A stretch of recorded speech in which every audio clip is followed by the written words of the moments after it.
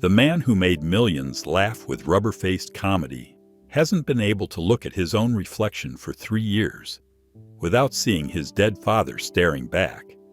The face that promised him poverty was genetic and dreams were dangerous.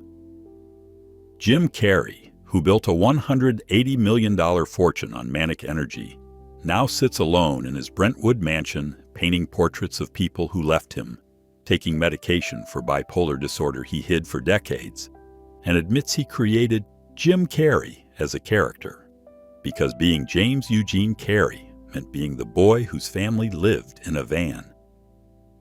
Behind every outrageous performance lies a man whose girlfriend died from his prescription drugs, who wrote himself a $10 million check when he was homeless, and who spent 50 years running from stillness because silence sounds like his mother's screams.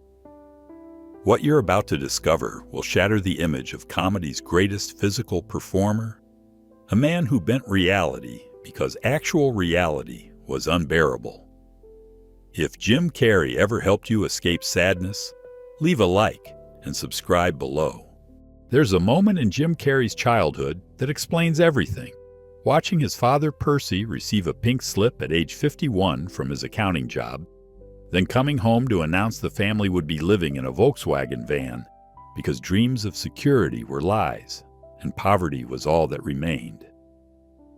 Long before the world would know him as comedy's elastic genius, he was James Eugene Carrey, born January 17, 1962, in Newmarket, Ontario, to Kathleen, a homemaker with chronic depression, and Percy, an accountant who wanted to be a musician but chose safety that evaporated anyway. The French-Canadian household that seemed middle class was actually held together by Percy's paycheck and Kathleen's pills, both running out simultaneously when Jim was 12.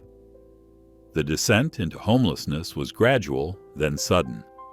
First, they lost the house in Scarborough, moving to progressively smaller apartments. Then Percy lost his job, and suddenly, home was a van and parking lots. Then a tent in Jane Chalkville area.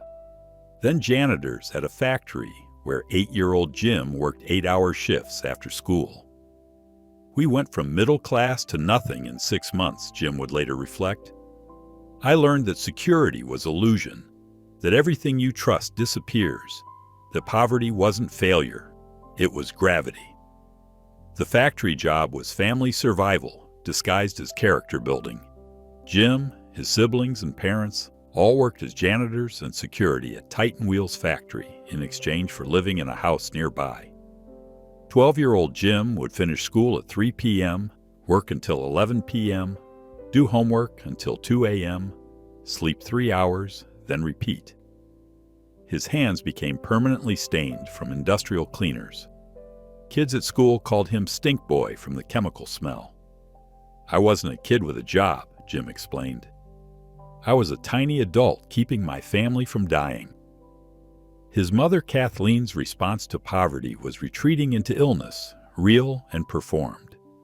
She'd spent years in bed with mysterious ailments that required attention, medication, and Jim's constant performance to cheer her up. When poverty hit, the illnesses intensified.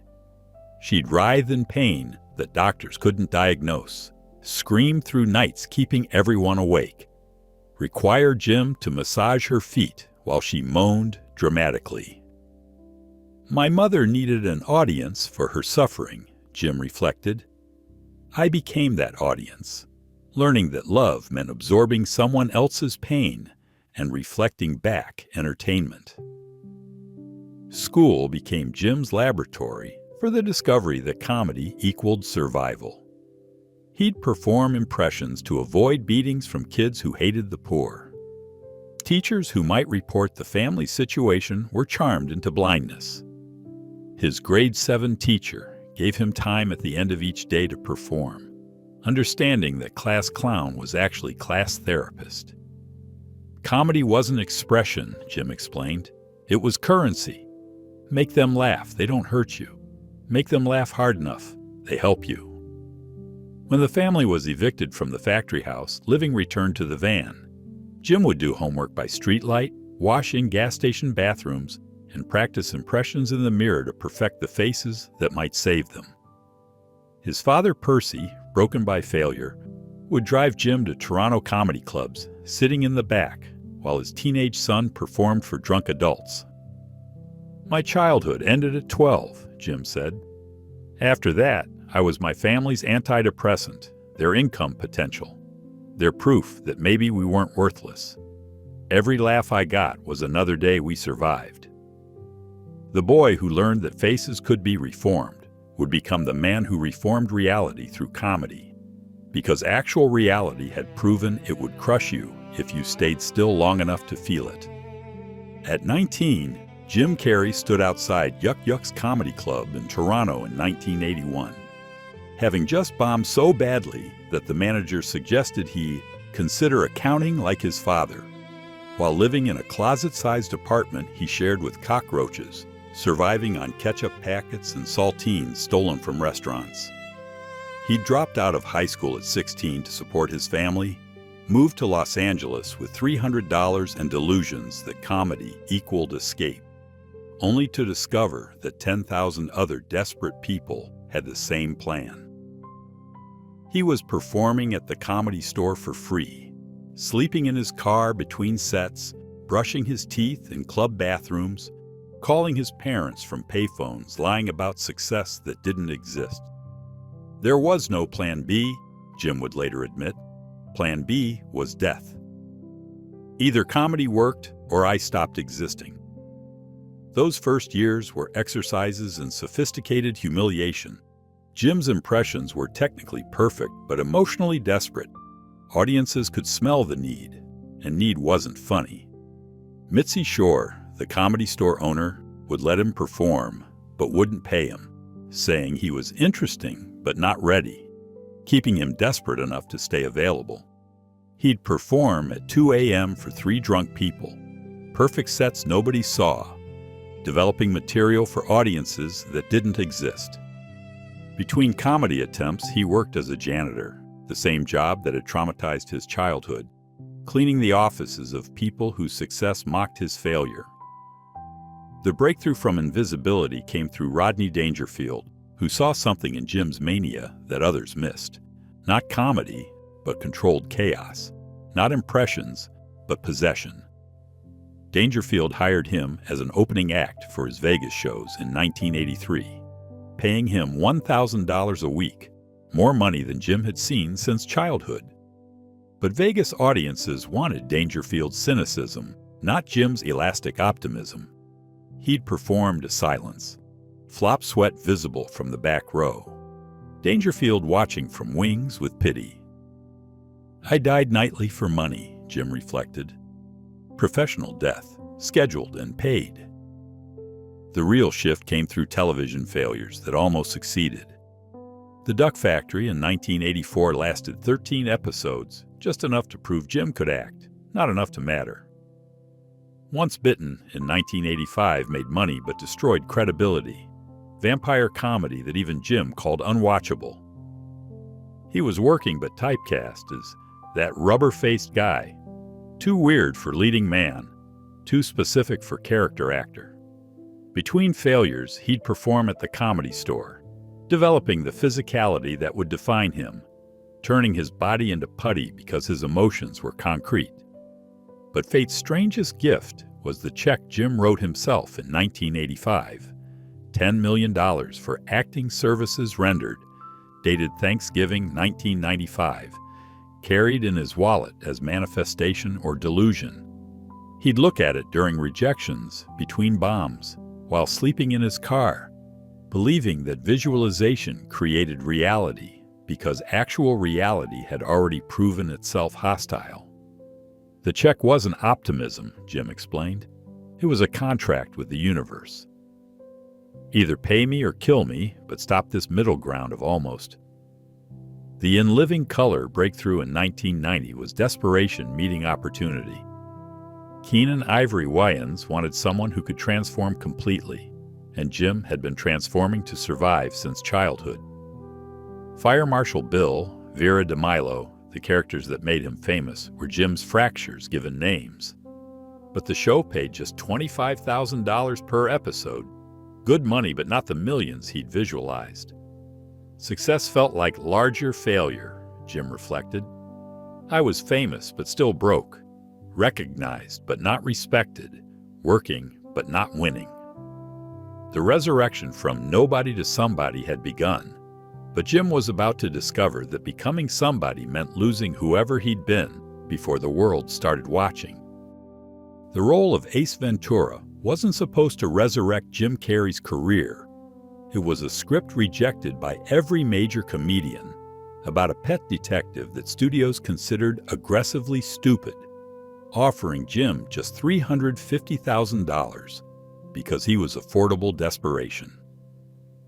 Tom Shadyac, a first-time director, cast Jim because they shared similar damage, both using comedy to escape childhood trauma. Jim had 2 weeks to prepare, deciding to base Ace on a bird, studying cockatoo movements, creating a character that moved like nothing human, because being human had only brought pain. I wasn't playing Ace Ventura, Jim later admitted. I was unleashing every suppressed insanity from childhood. Every moment I wanted to scream, but smiled instead. Behind the scenes, Jim's preparation was possession rather than performance. He stayed in character 16 hours daily, exhausting crew members who couldn't differentiate between Jim and Ace. He'd improvise entire scenes, forcing Shadyac to shoot everything because Jim's madness might strike gold. The famous "alrighty then" wasn't scripted. It was Jim's nervous tic from childhood poverty, when agreeing enthusiastically meant avoiding conflict. The physical comedy that defined Ace came from Jim literally breaking his body. He tore muscles, dislocated joints, pushed through pain that would sideline stunt performers. The studio hated everything Jim was doing. Executives watched dailies in horror, seeing a leading man who acted like escaped mental patient. They wanted to fire him, reshoot with someone conventional, cut their losses at $8 million. But Shadyac protected Jim, understanding that conventional had already failed, that audiences wanted something they'd never seen. Jim wasn't acting crazy, Shadyac observed. He was revealing how crazy we all are internally, just through his external. When Ace Ventura released in February 1994, Jim's life transformed overnight in ways that triggered every childhood trauma about impermanence. The film earned $107 million against a $15 million budget, making Jim bankable instantly. His quote jumped from $350,000 to $7 million for The Mask. Suddenly, everyone who'd rejected him was calling, claiming they'd always believed. Success felt like an elaborate prank, Jim reflected. Like any moment someone would say, "Just kidding," and I'd be back in the van. But even at this pinnacle moment, darkness was consuming Jim internally. The success triggered bipolar episodes he'd hidden through comedy, mania that looked like creative genius, depression that he medicated with whatever worked. He'd stay awake for days developing characters, then crash into suicidal ideation nobody knew about. The $10 million check in his wallet was about to manifest, but Jim felt nothing except terror that it would disappear. I had everything I'd visualized, he said, except visualization hadn't included feeling empty when it arrived. The transformation was immediate and overwhelming. The Mask came next, earning $351 million worldwide. Then Dumb and Dumber, for $247 million. Within 1 year, Jim went from bankruptcy to banking, $20 million per film. But each success felt like running from poverty that might catch up. Each laugh from audiences sounded like his mother's demands for entertainment. Each dollar earned was protection against returning to the factory. The character that saved him was also consuming him. Ace Ventura's mania was Jim's actual mental state, just socially acceptable because cameras were rolling. The boy from the van had become Hollywood's highest-paid actor, but he was about to discover that no amount of money could fill the hole where childhood should have been. By 1997, Jim Carrey wasn't just a movie star. He was Hollywood's first actor to command $20 million per film, having delivered 5 consecutive blockbusters that earned over $1.5 billion combined. His production company, Pitbull Productions, gave him creative control. He owned properties worth $30 million, including a Malibu mansion where he'd sit alone counting waves because stillness meant confronting the void. Success hadn't filled. The homeless kid who'd written himself a $10 million check now earned double that for being professionally manic. But even at this impossible peak, Jim was medicating undiagnosed bipolar disorder with Prozac that flattened him, cocaine that lifted him, and painting sessions where he'd create art from 2 a.m. until dawn, because sleep meant dreams about the factory. The public saw unprecedented success. Liar Liar, earning $302 million. The Cable Guy, proving he could do dark comedy despite audience rejection. The Truman Show, demonstrating dramatic range that earned critical respect. But privately, Jim was dissolving into the characters because being himself meant being nobody. He'd method act to the point of personality dissolution, becoming Andy Kaufman for Man on the Moon, so completely that he forgot who Jim Carrey was. Cast members wouldn't work with him. Directors required separate crews for Jim and whoever he was that day. I wasn't acting, Jim admitted. I was escaping into other people because I didn't exist. The relationship with Lauren Holly, whom he married in 1996, lasted exactly 1 year before she fled what she called living with multiple people in one body. Jim would be manic for days, creating, performing, filling their house with paintings of his father's death, then crash into depressions where he'd lie in bed staring at nothing. The medication he took publicly was Prozac, but privately he was self-medicating with whatever made the polls less extreme. I wasn't a husband, Jim reflected. I was a weather system she had to survive. Working with directors like Peter Weir and Milos Forman, Jim became known as the most difficult genius in Hollywood. Brilliant but unstable, capable of transcendence but requiring management like handling explosives. For The Truman Show, he insisted on living in the manufactured town, sleeping on set, maintaining Truman's naive optimism 24 hours daily, because breaking character meant confronting his own reality. Every role was escape from myself, Jim explained. The more complete the transformation, the longer I could avoid being Jim Carrey. Success is the most expensive addiction, Jim told his therapist during this period. You need bigger hits, larger audiences, more zeros on checks, but the high lasts shorter each time.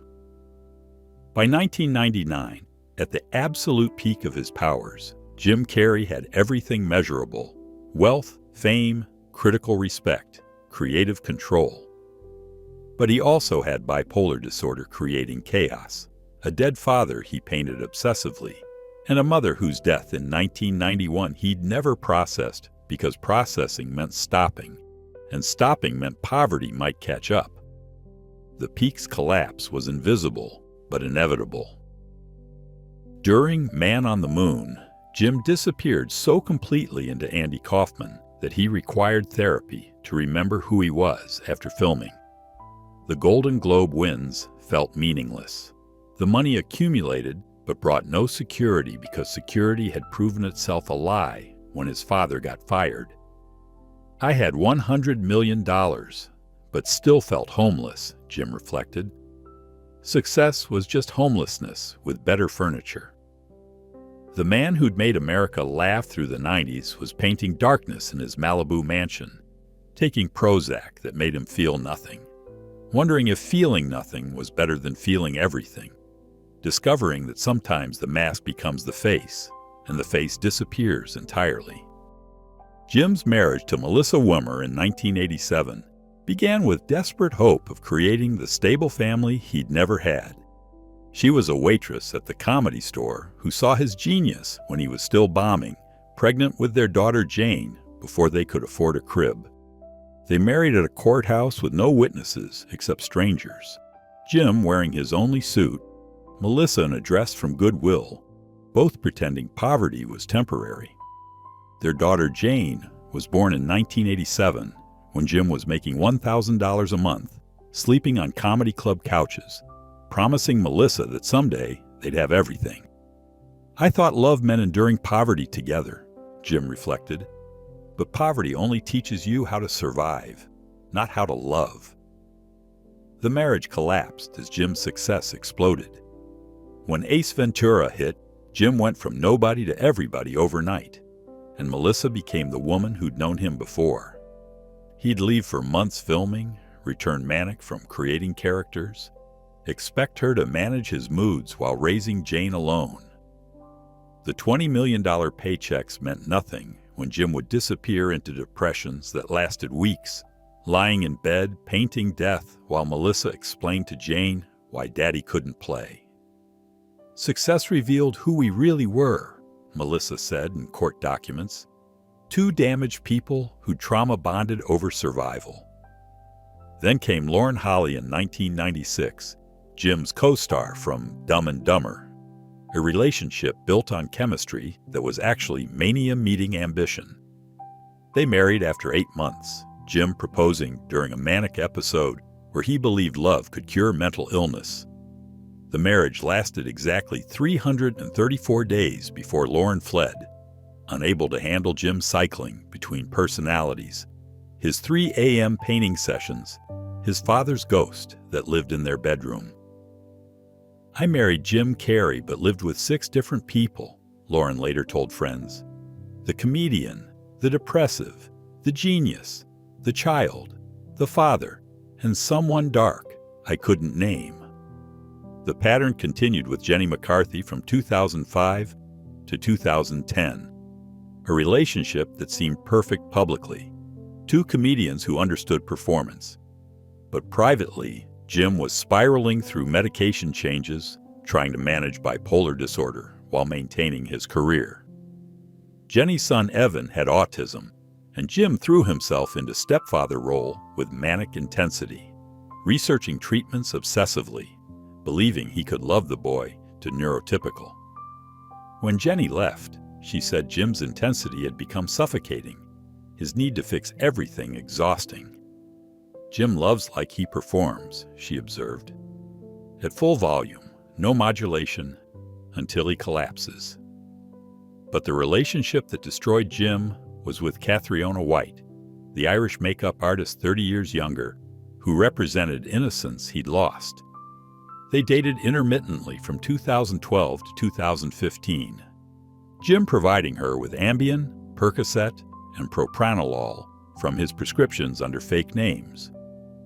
On September 28, 2015, Cathriona overdosed on Jim's pills, leaving a note addressing him, dying at 30 while Jim performed comedy somewhere. "I killed her with my medication," Jim said during the wrongful death trial. "The pills that kept me alive killed someone I loved." Love for me was performance, Jim finally understood in therapy. "I performed husband, father, boyfriend, but never knew how to just be present.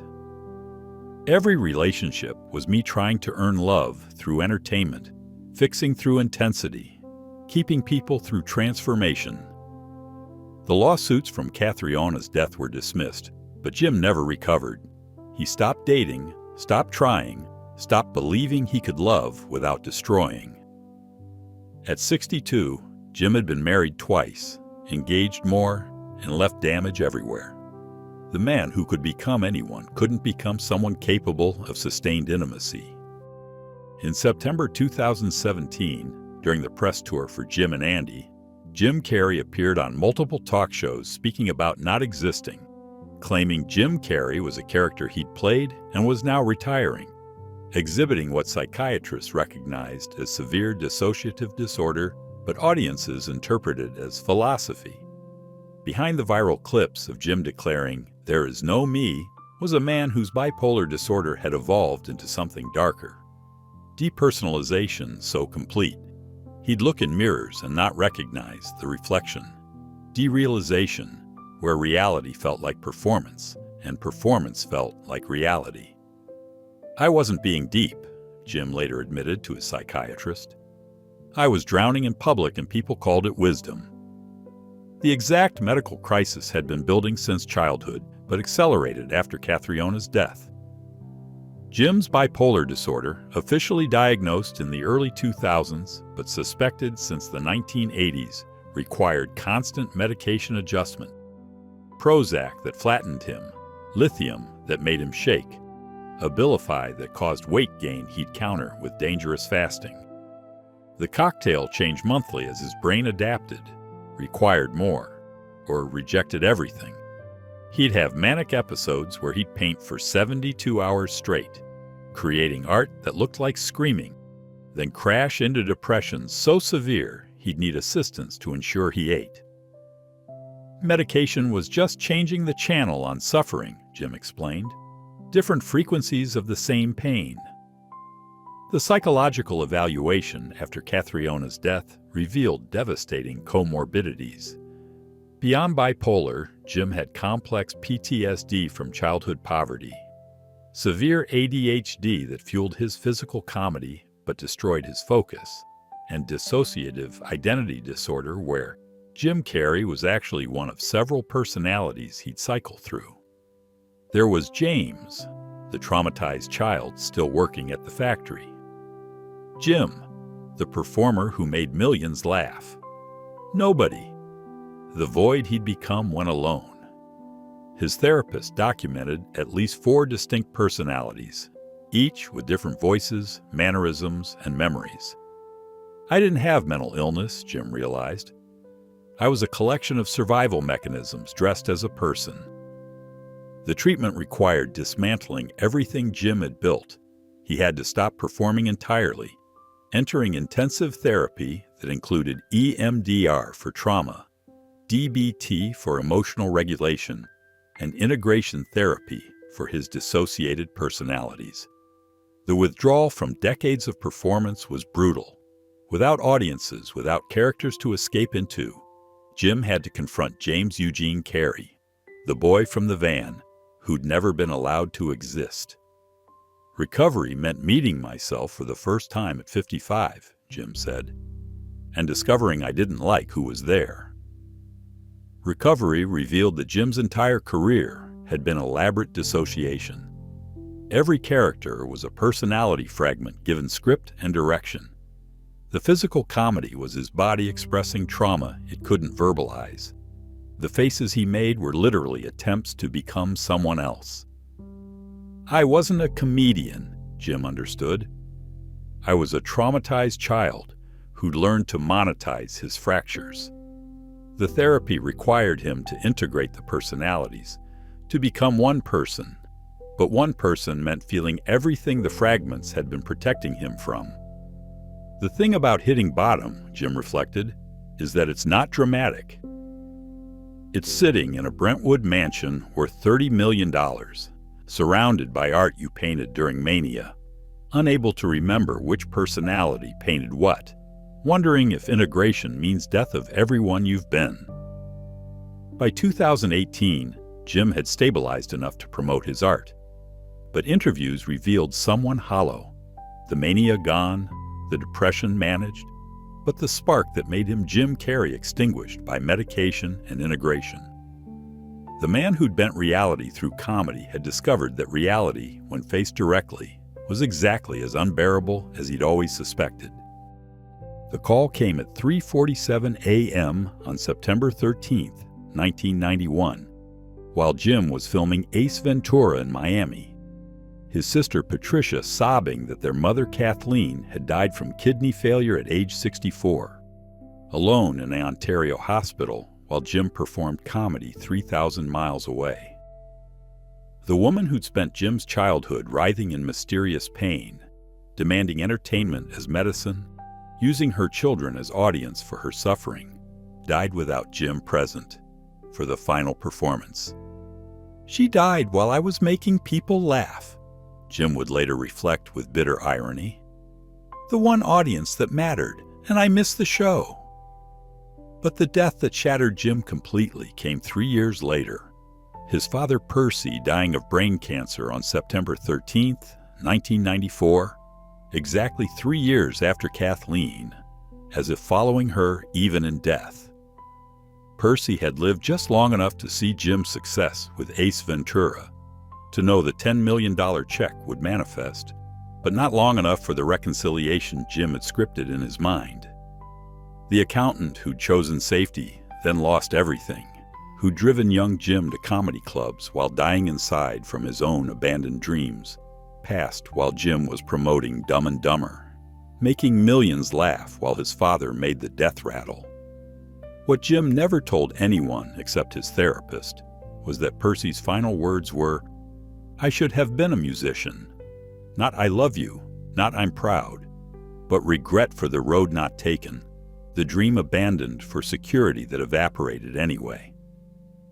His last words were a warning, Jim understood, that safety is illusion, that choosing fear over dreams means dying with regret. Jim buried his father with a saxophone Percy had hidden in the closet, the instrument he'd never played professionally, the music that died with him. The aftermath was Jim's complete psychological collapse, hidden behind career explosion. He'd painted Percy obsessively, hundreds of portraits showing his father's death progression, the cancer eating him, the regret consuming what remained. The paintings filled Jim's homes, studios, storage units, an archive of grief that looked like madness. During The Cable Guy filming, Jim would call Percy's old number just to hear the disconnected message. He'd drive to Percy's apartment building, sit outside, imagining different endings where his father lived his dreams. But the most devastating loss was discovering Percy had been saving every article about Jim, creating scrapbooks of his son's success, while never expressing pride directly. Jim found them cleaning Percy's apartment, dozens of books chronicling everything from community theater reviews to Hollywood reporter profiles, annotated with Percy's shaking handwriting. "That's my son." The man who'd seemed disapproving had been desperately proud, just incapable of expression. He loved me in secret, Jim realized, collected me like evidence of his own worth, but couldn't say it to my face. "I lost my parents but found their ghosts," Jim reflected. "They're in every performance, Mom's need for attention, Dad's abandoned dreams. Every laugh I get is for them, but they're not here to hear it." The success Percy had lived to glimpse but not enjoy became Jim's burden. Earning millions Percy could have used, achieving dreams Percy had abandoned, living the artistic life Percy had sacrificed for the security that failed. At 62, Jim still painted Percy nightly, still heard Kathleen's demands for entertainment, still performed for parents who existed now only in his fractures, his mental illness, his inability to stop moving, because stillness meant joining them in the silence. By 2015, Jim Carrey sat atop a fortune worth $180 million. But his career had essentially ended after Cathriona White's death and the wrongful death lawsuit that followed, transforming him from comedy icon to Hollywood pariah associated with tragedy. The legal battle, though eventually dismissed, cost him $10 million in defense and unmeasurable reputation damage. Studios that once begged for his involvement now considered him toxic, unstable, and uninsurable. His last major film, Dumb and Dumber 2, had earned $169 million in 2014. But Jim knew it was nostalgia, not relevance. "I went from $20 million per film to unemployable in 2 years," Jim reflected. "Not because I'd lost talent, but because tragedy isn't funny, and I'd become tragedy." The attempted comeback through television with Kidding in 2018 revealed Hollywood's brutal calculation. Showtime paid him $1 million per episode, good money but a fraction of his peak, for playing a children's show host having a breakdown, essentially Jim performing his own dissolution for audiences who wanted to watch him crumble authentically.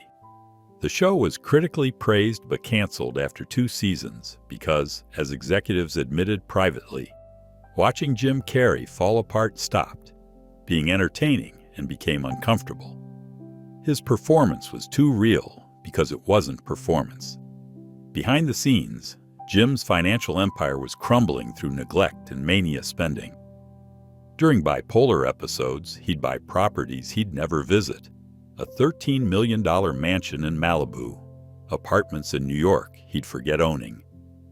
His art, painted during manic phases, filled warehouses costing $50,000 monthly to maintain. He'd give away millions to strangers who reminded him of his childhood poverty, fund documentaries about consciousness that never released, invest in spiritual retreats that were essentially scams. Money was just numbers, Jim explained. I had so much that it became meaningless, like monopoly money for trauma. The real crisis was Jim's inability to work within traditional structures. He couldn't memorize lines anymore. The medication that managed his bipolar destroyed his legendary memory. He couldn't do physical comedy. At 60, his body had accumulated too much damage from decades of contortion. He couldn't even do interviews without saying something that became viral for the wrong reasons, like declaring Hollywood was run by the Illuminati, or that reality was simulation. I became unemployable by being honest, Jim observed, but honesty after decades of performance reads as insanity. The slow reckoning came through watching his contemporaries continue while he couldn't. Adam Sandler maintaining audience loyalty, Mike Myers returning for franchises, Eddie Murphy having comebacks. While Jim painted in his Brentwood mansion, talking to no one, creating art that sold for prices that embarrassed him, $100,000 for paintings created during mania, collectors buying his mental illness as decoration. Success became a museum of who I used to be, Jim reflected. People visiting the ruins of Jim Carrey, taking pictures with the wreckage. By 2024, Jim Carrey's attempted return for Sonic the Hedgehog sequels was purely financial necessity. His fortune depleted through legal fees, mania spending, and maintaining properties that housed his ghosts. The role paid $5 million, a quarter of his peak, for playing a villain in children's films where his face was often CGI enhanced because medication had changed his expressions.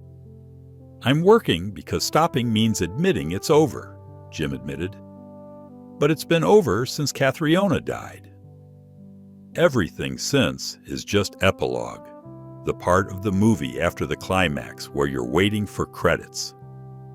The man who'd written himself a $10 million check had earned hundreds of millions, then discovered money couldn't buy resurrection from the kind of death that happens while you're still breathing. By 2024, Jim Carrey's public appearances had become increasingly erratic, with his promotion for Sonic the Hedgehog 3, featuring moments where he'd forget which film he was discussing, launching into tangents about reality being meaningless while journalists sat uncomfortably. What the public didn't know was that Jim's bipolar medication had been adjusted 17 times in 2 years, each change causing cognitive shifts that made him feel like a different person weekly. At 62, the rubber-faced comedian could barely control his own expressions, the medication causing facial tics he'd try to incorporate into comedy, but which actually revealed neurological damage from decades of psychiatric drugs. I don't know who I am anymore, Jim told his psychiatrist. Every pill change creates a new Jim, and none of them are funny. The cognitive decline was becoming undeniable. During recent interviews, Jim would lose track mid-sentence, the brilliant improvisation replaced by confused silence. He'd reference films he never made, confuse co-stars with his paintings, sometimes believe he was still married to women who'd left decades ago. The physical comedy that defined him was now impossible. His body had accumulated too much damage, his joints arthritic from decades of contortion, his back requiring daily injections to manage pain from stunts that had seemed harmless at 20, but were destroying him at 60. Public response had shifted from concern to mockery. Every appearance triggered "What happened to Jim Carrey" videos, analyzing his decline, comparing current interviews to his manic 90s energy, not understanding that the mania was mental illness and the current flatness was medication. His paintings, which he'd hoped would be his artistic legacy, were dismissed as celebrity art, worth money only because of who he used to be. When he declared he was retiring after Sonic 3, then immediately announced another project, people called it desperate rather than recognizing it as bipolar cycling between certainty and chaos. The isolation had become complete architecture of solitude. Jim lived alone in his Brentwood mansion, surrounded by paintings of dead parents, talking to them more than living people. His daughter Jane visited monthly, but struggled with his personality changes, never knowing which father she'd encounter. He'd hired companions, not assistants, but people paid to exist in his space, to prevent the silence that triggered dissociation. "I'm paying people to watch me disappear," Jim realized. Professional witnesses to dissolution. Recent attempts at relevance felt like performing his own autopsy. NFT collections of his art that nobody bought. Podcast appearances where he'd prophesy doom while hosts tried redirecting to comedy. An autobiography he'd started writing 17 times, each version from a different personality, none coherent enough to publish. The announcement of retirement followed by immediate retraction, the cycle of leaving and returning that revealed someone who didn't know how to stop performing, because stopping meant confronting who remained without audience. "I've become what I always feared," Jim admitted during a moment of clarity. "My father, dying with regret. My mother, demanding attention through suffering. The family curse of mental illness and poverty, just with better insurance." The work continued through momentum rather than purpose. Voice work where his face didn't matter. Cameos in films that needed his name, not talent. Appearances that paid mortgages on empty houses. At 62, Jim Carrey existed in permanent performance of Jim Carrey, but the audience had left. The show had closed, and he was playing to empty seats, still contorting his face into shapes that once meant laughter, but now just documented damage. The boy from the van had become the man in the mansion, but both were equally alone, equally frightened, equally certain that stopping meant poverty would finally catch up, even with millions in the bank. Today, at 63, Jim Carrey continues painting portraits of his dead parents in a Brentwood mansion worth millions but empty of life, taking medication that changes his personality monthly, performing Jim Carrey for audiences who remember when the performance was real. He rises at 3 a.m., the same time he'd cleaned factories as a child, takes pills that manage bipolar disorder while erasing whoever James Eugene Carrey might have been, and prepares for another day of existing between personalities, none of them whole. His net worth remains around $180 million. Depleted but sufficient. His legacy secure as comedy's physical genius. But he works now through necessity rather than joy, each appearance revealing more damage than the last, each interview a negotiation between medication and memory. The truth in Jim's story. Sometimes the mask becomes the face, the performance becomes the person, and the boy in the van never really leaves. He just gets better furniture to be homeless in. If this moved you, leave a like and subscribe for more stories of those who remind us that making millions laugh sometimes means crying alone.